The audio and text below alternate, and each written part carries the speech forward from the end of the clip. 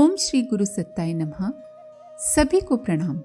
पिछले वीडियो में हमने सुना भगवान के अवतार श्री राम, श्री कृष्ण, श्री रामकृष्ण परमहंस और बड़े बड़े संत महापुरुषों ने कभी भी जात पात के आधार पर भेदभाव नहीं किया।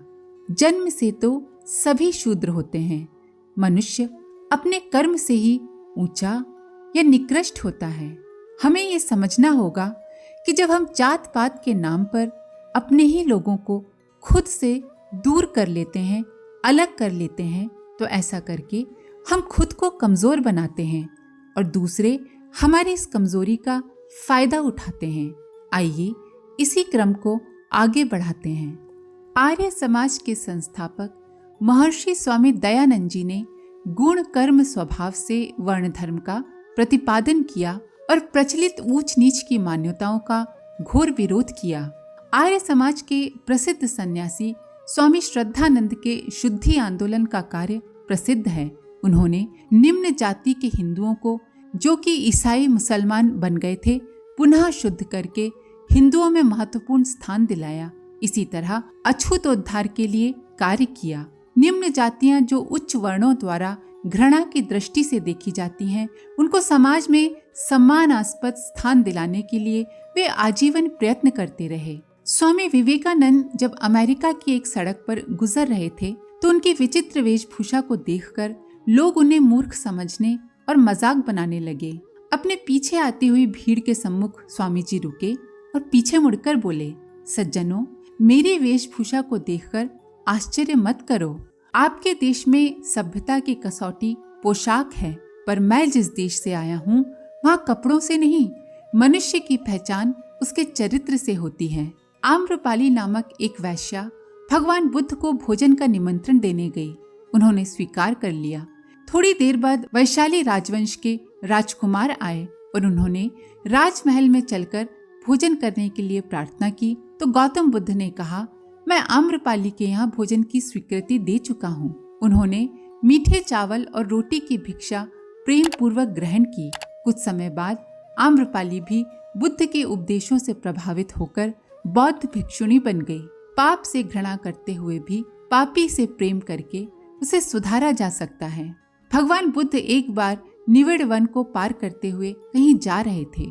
रास्ते में उनकी भेंट अंगुलीमाल डाकू से हो गई। वो सदैव अनेक निर्दोषों का वध करके उनकी उंगलियों की माला अपने गले में धारण किया करता था। आज सामने आए हुए साधु को देखकर उसकी बाँछें खिल उठी। आज आप ही मेरे शिकार होंगे, अंगुलीमाल ने बुद्ध से कहा और अपनी पैनी तलवार म्यान से बाहर निकाल ली। तथागत मुस्कुराए। उन्होंने कहा, वत्स, तुम्हारा मनोरथ पूर्ण होगा। मैं कहीं भागने वाला नहीं हूँ। 2 क्षण का विलंब सहन कर सको तो मेरी एक बात सुन लो। डाकू ठिठक गया। उसने कहा, कहिए, क्या कहना है? तथागत ने कहा, सामने वाले वृक्ष से एक पत्ता तोड़कर जमीन पर रख दो। डाकू ने वैसा ही किया। उन्होंने फिर कहा, अब इसे पुनः पेड़ में जोड़ दो। डाकू ने कहा, ये कैसे संभव है? तोड़ना सरल है, पर उसे जोड़ा नहीं जा सकता। बुद्ध ने गंभीर मुद्रा में कहा, वत्स, इस संसार में मार काट, तोड़ फोड़, उपद्रव और विनाश ये सभी सरल है। इन्हें तो कोई तुच्छ व्यक्ति भी कर सकता है। फिर तुम इसमें अपनी क्या महानता सोचते हो और किस बात का अभिमान करते हो? बड़प्पन की बात निर्माण है, विनाश नहीं। तुम विनाश के तुच्छ आचरण को छोड़कर निर्माण का महान कार्यक्रम क्यों नहीं अपनाते? अंगुलीमाल के अंतःकरण में शब्द तीर की तरह घुसते चले गए। तलवार उसके हाथ से छूट पड़ी। कातर होकर उसने तथागत से पूछा, इतनी देर तक पाप करने पर भी क्या मैं पुनः धर्मात्मा हो सकता हूँ? वे बोले, वत्स, मनुष्य अपने विचार और कार्यों को बदलकर कभी भी पाप से पुण्य की ओर मुड़ सकता है। धर्म का मार्ग सबके लिए खुला हुआ है। तुम अपना दृष्टिकोण बदलोगे तो सारा जीवन बदल जाएगा। विचार बदले तो मनुष्य बदला। अंगुलीमाल ने दस्यु कर्म छोड़कर प्रव्रज्ञा ले ली। वो भगवान बुद्ध के प्रख्यात शिष्यों में से एक हुआ। एक बहेलिया भगवान महावीर से धर्म का उपदेश लेने गया और आत्म कल्याण का उपाय पूछा। भगवान ने अहिंसा परमो धर्म का उपदेश करते हुए कहा, जीव हिंसा छोड़ दो। बहेलिया इस पर तैयार नहीं हुआ। तब महावीर ने उसे निर्दोष लोमड़ी, खरगोश, कबूतर आदि छोटे जीवों को न मारने का व्रत लेने को कहा। उसने उत्तर दिया, आमतौर से तो मैं इन्हीं जीवों को पकड़ पाता हूँ और इन्हीं से अपनी आजीविका चलाता हूँ। इन्हें मारना छोड़ सकना मेरे लिए कठिन है। तब भगवान महावीर ने कहा, अच्छा, किसी प्रकार शुभारंभ तो करो, जिसे तुम उचित समझो। कम से कम उस एक जीव पर तो आज से दया करने और हिंसा छोड़ने का व्रत ले लो। बहेलिये ने कौवे की हिंसा न करने का व्रत लिया। व्रत छोटा था और बड़ा ही उपहासास्पद था। कौवे का तो शिकार वैसे भी कोई नहीं करता, पर एक कदम आगे बढ़ा सो बढ़ता ही चला गया। छोटा शुभारंभ भी उत्तम होता है। थोड़े समय बाद ही वही बहेलिया जैन धर्म का श्रेष्ठ संत तथा धर्म प्रचारक प्रसिद्ध हुआ। अर्जुन देव जब पहली बार गुरु के अखाड़े में गए, तभी से उन्हें बर्तन साफ करने का काम सौंपा गया। दूसरे शिष्य तो प्रातःकाल भजन सत्संग में शामिल होते, पर अर्जुन देव उस समय बर्तन साफ किया करते थे। वे शिष्य मंडली में सबसे छोटे समझे जाते थे। गुरु ने अंतिम समय उत्तराधिकारी वसीयतनामा लिखा। मृत्यु के बाद सबने पढ़ा तो देखा कि अर्जुन देव को ही गद्दी मिली है। अपनी उत्कट सेवा भावना के द्वारा अर्जुन देव सिखों के 5वें गुरु बने। ये घटनाएं बताती हैं कि मनुष्य अपने आप को बदल सकता है, नीच से ऊंच और ऊंच से नीच बन सकता है।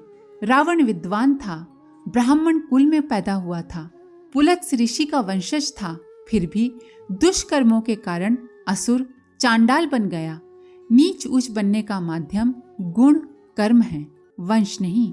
बंगाल के सुप्रसिद्ध वैज्ञानिक सर जगदीश चंद्र बोस इस बात पर विश्वास करते थे कि बुरे से बुरे व्यक्ति को सद्व्यवहार द्वारा सुधारा जा सकता है। सर बोस के पिता भगवान चंद्र जी डिप्टी कलेक्टर थे और चोर डाकुओं को पकड़वाने का कार्य भी उन्हें करना पड़ता था। एक बार एक खतरनाक डाकू को उन्होंने पकड़वाया। अदालत ने उसे जेल खाने की कड़ी सजा दी। जब ये डाकू जेल से छूटकर आया तो वो जगदीश चंद्र के पास गया और कहने लगा, सुविधा पूर्वक खर्च न चलने के कारण मुझे अपराध करने पड़ते हैं। यदि आप मुझे कोई काम दिलवा दें तो मैं उत्तम जीवन व्यतीत कर सकूंगा। जगदीश अपनी दयालुता के लिए प्रसिद्ध थे। उन्होंने उस डाकू को बिना अधिक पूछताछ किए अपने पास नौकरी पर रख लिया। उस दिन से कभी उस डाकू ने कोई अपराध नहीं किया और मालिक के कुटुंब पर आई हुई आपत्तियों के समय उसने अपने प्राणों को खतरे में डालकर भी उनकी रक्षा की। स्वभावतः कोई व्यक्ति बुरा नहीं है। बुरी परिस्थितियां मनुष्य को बुरा बनाती हैं। यदि उसकी परिस्थितियां बदल दी जाएं, तो आमतौर से बुरा सा बुरा व्यक्ति भी अच्छे मार्ग पर चल सकता है। व्यभिचार के अपराध में एक स्त्री को पकड़कर लाया गया। पंचों ने निश्चय किया कि पत्थर मार मार कर उसका वध कर डाला जाए। दर्शकों की भीड़ पत्थरों के बड़े बड़े टुकड़े हाथ में लिए खड़ी थी। अपराधिनी का मस्तक लज्जा से झुका था। वो भय से थर थर कांप रही थी। ईसा मसीह उधर से निकले। लोगों ने उन्हें रोका और इस अपराध एवं दंड व्यवस्था पर अपना अभिमत प्रकट करने का अनुरोध किया। लोगों को संबोधित करते हुए ईसा ने कहा, अपराधी को दंड देना उचित है, पर पत्थर वही मारे जिन्होंने कभी अपराध ना किया हो। जो कभी व्यभिचार कर चुके हों उनके लिए तो ऐसा करना सरासर अनुचित है। इस विवेकपूर्ण व्यवस्था को दर्शकों ने ध्यानपूर्वक सुना। धीरे धीरे हाथों में रखे पत्थर नीचे गिरने लगे। भीड़ खिसकनी आरंभ हो गई। अंत में वध स्थली पर अपराधिनी और ईसा दो ही खड़े रहे। ईसा ने कहा, भटकने वाली लड़की, जा प्रभु से क्षमा मांग और नेक जीवन व्यतीत कर। ये कथाएं बताती हैं कि दूसरों की बुराई देखने से पहले अपनी बुराइयां देखनी चाहिए। छोटा अपने को समझना चाहिए। किसी को इसलिए छोटा या नीच समझना कि वो किसी वंश में जन्मा है, सर्वथा अन्याय है। जब बुरे व्यक्ति भी अपने वातावरण में अच्छे बन सकते हैं, तब किसी से आजीवन इसलिए घृणा की जाए कि वो छोटे कुल में उत्पन्न हुआ है, सर्वथा अनुपयुक्त है। संत तुकाराम कुनवी जाति में पैदा हुए थे, जो उन दिनों एक तरह से नीची कौम मानी जाती थी, लेकिन अपने सद्गुणों, सद्व्यवहार, भगवत भक्ति, ज्ञान आदि के कारण संत तुकाराम भक्तों, संतों की श्रेणी में माने गए। आज भी दक्षिण भारत में संत तुकाराम के अभंग उसी तरह गाए जाते हैं जैसे मीरा, सूर, तुलसी आदि की रचनाएं। संत नामदेव दर्जी थे, रस खान मुस्लिम थे, किंतु उनकी गणना हिंदू भक्तों में की जाती है। संत रैदास जाति से शूद्र थे, लेकिन अपने सद्गुणों और भगवत भक्ति के द्वारा वे उत्कृष्ट व्यक्तियों की श्रेणी में आ गए। भारत में संत रैदास का न केवल निम्न जातियों में वरन उच्च वर्ग में भी सम्मान युक्त और पूजनीय स्थान है। संत कबीर जाति से जुलाहा थे, लेकिन अपने ज्ञान, विद्वता, ईश्वर निष्ठा, सज्जनता के कारण सारे भारतवासी इन्हें श्रद्धा की दृष्टि से देखते आए हैं। संत कबीर ने न केवल मानव मात्र को समान माना, वरन उन्होंने जात पात, ऊंच नीच, वर्ग भेद की खुले शब्दों में निंदा की। कबीर के इन सिद्धांतों से लोग इतने प्रभावित थे कि निम्न जाति के लोगों के अतिरिक्त हिंदू, मुसलमान दोनों वर्गों ने उन्हें अपना माना। रामानुजाचार्य को उनके गुरु ने कई प्रकार की विद्याएं सिखाईं। ज्ञान दीक्षा संपन्न करने के बाद उन्होंने कहा, रामानुज, नीच जाति के लोगों को ये ज्ञान मत देना। इस पर रामानुज बोले, गुरुदेव, जिसका गिरे हुओं को उठाने में उपयोग न हो वो शिक्षा मुझे नहीं चाहिए। शिष्य की विशाल भावना देखते हुए आचार्य ने स्वेच्छा से उसका उपयोग करने की स्वीकृति दे दी। आगे चलकर रामानुज ने जात पात पर जोर न देकर सर्वसाधारण को ज्ञान का मार्ग दिखाया। उन्होंने छोटी समझी जाने वाली कौमों को भक्ति के मार्ग पर प्रवृत्त करके जीवन विकास की ओर प्रेरित किया। यवनाचार्य के बारे में कहा जाता है कि वे जाति से यवन थे और हिंदू धर्म ग्रहण करके केवल सामान्य व्यक्ति ही नहीं वरन आचार्यत्व की स्थिति प्राप्त की थी। महर्षि वाल्मीकि शूद्र जाति के थे। राहगीरों को लूटना, उनको मारकर धन अपहरण करना, ऐसे हिंसक और क्रूर कर्मों में वे लगे रहते थे। लेकिन नारद आदि ऋषियों के सत्संग से उन्हें ज्ञान प्राप्त हुआ और वे आत्म साधना में संलग्न हो गए। उन्होंने अपने जीवन को विकसित करने के लिए घोर तप किया और महर्षि वाल्मीकि बन गए। शुभ कर्मों और सद्गुणों से नीच व्यक्ति भी महान बन जाता है। आपसी फूट और उसके दुष्परिणाम बड़े भयानक होते हैं। जात पात के अंतर्गत छोटे बड़े की, ऊंच नीच की भावना से फूट फैलती है। ये भावना एक दूसरे को अलग करती है। एक देश में अनेक देश, एक समाज में अनेक समाज, एक वर्ग जाति में अनेक जाति उत्पन्न करती है। इस फूट का दुष्परिणाम पिछले दिनों हमारे सारे समाज को, हमारे देश को भोगना पड़ा है और हमें 1000 वर्ष की गुलामी का दंड भुगतना पड़ा। अब समय आ गया है अलगाव की दुष्प्रवृत्तियों के खतरे को समझा जाए और उनसे पिंड छुड़ाने का प्रयत्न किया जाए। इस संदर्भ में निम्न कथाओं का मनन करना चाहिए। विभीषण रावण से क्रुद्ध होकर राम से जा मिले। उन्होंने लंका का सारा भेद बता दिया। फलस्वरूप असुर वंश का नाश हो गया। जयचंद मोहम्मद गौरी से जा मिला और भारत के सब राजाओं की कमजोरी बता दी। उस भेद से लाभ उठाकर ही मुसलमान थोड़े से ही प्रयत्नों से इतनी आश्चर्यजनक विजय प्राप्त कर सके। राजपूतों में से बहुत से मुसलमानों से जा मिले थे। यही कारण था कि वे इतने लंबे समय तक भारत को गुलाम बनाए रह सके। अंग्रेजों को यहाँ के प्रतिभाशाली लोगों का सहयोग न मिला होता तो अंग्रेज इतनी थोड़ी संख्या में थे कि इतने दिनों तक हमारा शोषण कर सकने में कभी सफल नहीं हो पाते। शक्ति सिंह और राणा प्रताप में फूट पड़ जाने से ही चित्तौड़ का पतन हुआ। ऐसी कलंकित गाथाएं इतिहास में अनेकों मिलती हैं, जिनके कारण उस फूट के मार्ग पर चलने वाले व्यक्तियों का ही नहीं अपितु व्यापक पैमाने पर समाज का अहित हुआ है। बंदर बिल्ली की कहानी प्रसिद्ध है, जिसमें एक रोटी को आपस में बांट न सकने के कारण बिल्ली के हाथों उन्हें पूरी रोटी गंवानी पड़ी थी।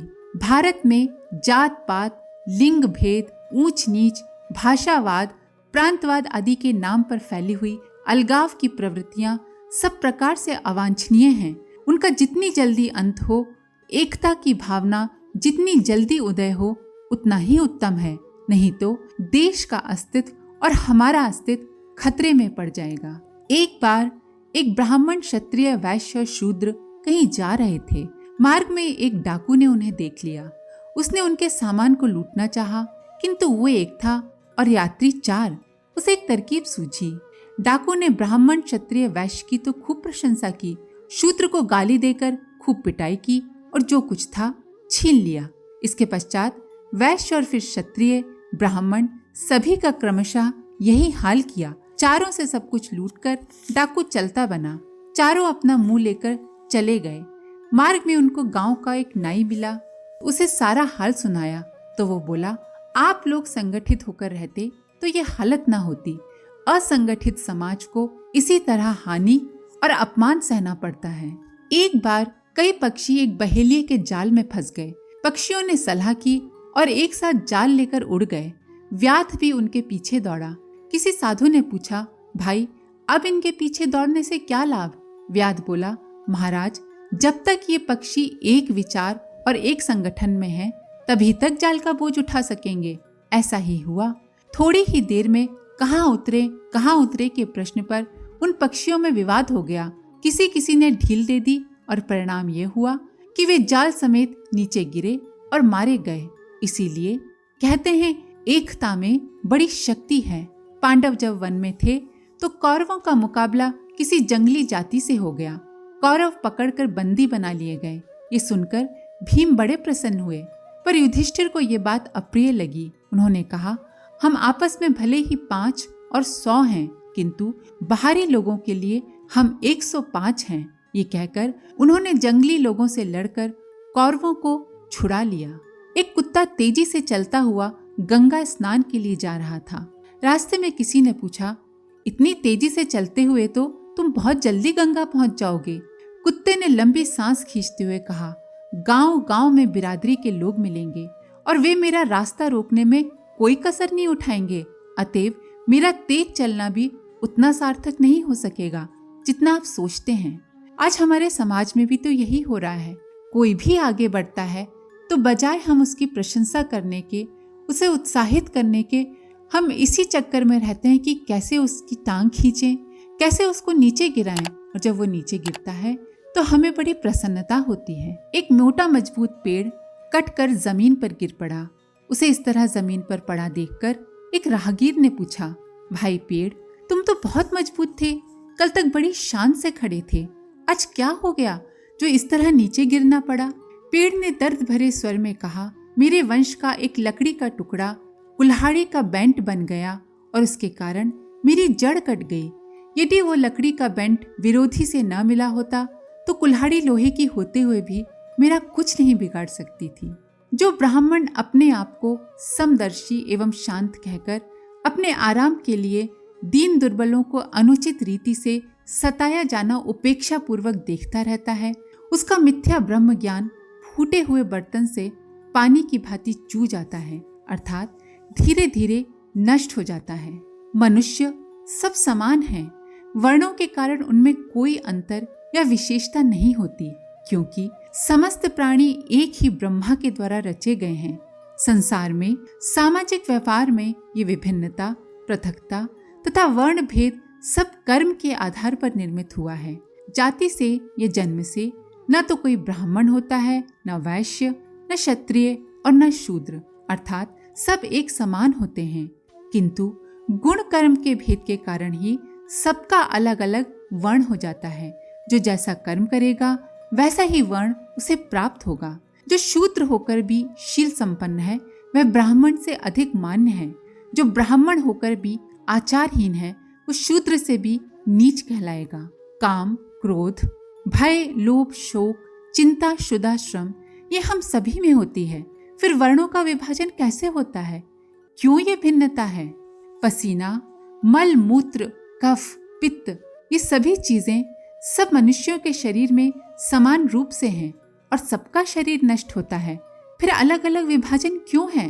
वैश्या के गर्भ से उत्पन्न हुआ वशिष्ठ तपस्या करके ब्राह्मण महामुनि हो गया। वहां संस्कार को ही कर्म मानते हैं। विश्वामित्र, वशिष्ठ, मतंग, नारद आदि मुनि तप विशेष करने के कारण ही उत्तमता को प्राप्त हुए, जाति से नहीं। महातपस्वी विश्वामित्र तप के कारण ही ब्राह्मण बने। पहले तो वे क्षत्रिय थे। पक्षियों में कौवा चांडाल होता है और पशुओं में गधा चांडाल होता है। मनुष्यों में कोई एक चांडाल नहीं होता। जो भी मनुष्य दूसरों की निंदा करता है वो चांडाल ही होता है। धन और विद्या से कोई ब्राह्मण नहीं होता, पर सदाचार संपन्न यदि चांडाल है तो देवता भी उसको ब्राह्मण समझते हैं। चारों वेदों का जानकार यदि दुराचारी है तो वो शूद्र से भी गया बीता है। और जो अग्निहोत्री है अर्थात काम क्रोध लोभादि को हवन करने वाला है, इंद्रिय संयम जानता है, वही सच्चे अर्थों में ब्राह्मण है। श्री रामचंद्र जी भक्ति भाव के मुकाबले में जात पात को महत्व नहीं देते थे। कह रघुपति सुनु भामिन बाता, मानव एक भगति कर नाता। जाति पाति कुल धर्म बढ़ाई, धन बल परिजन गुण चतुराई। भगत हीन नर सोई कैसा, बिनु जल बारिद ते कहीं जैसा। अर्थात भगवान राम कहते हैं, हे भामिनी मेरी बात सुनिए, मैं तो केवल एक भक्ति का संबंध मानता हूँ। जाति पाति कुल धर्म बड़ाई धन बल कुटुंब गुण और चतुराई, इन सबके होने पर भी मनुष्य यदि भक्ति से रहित है तो वो जलहीन बादल के समान शोभाहीन लगता है। आज के लिए इतना ही। आप सभी का धन्यवाद। ओम शांति।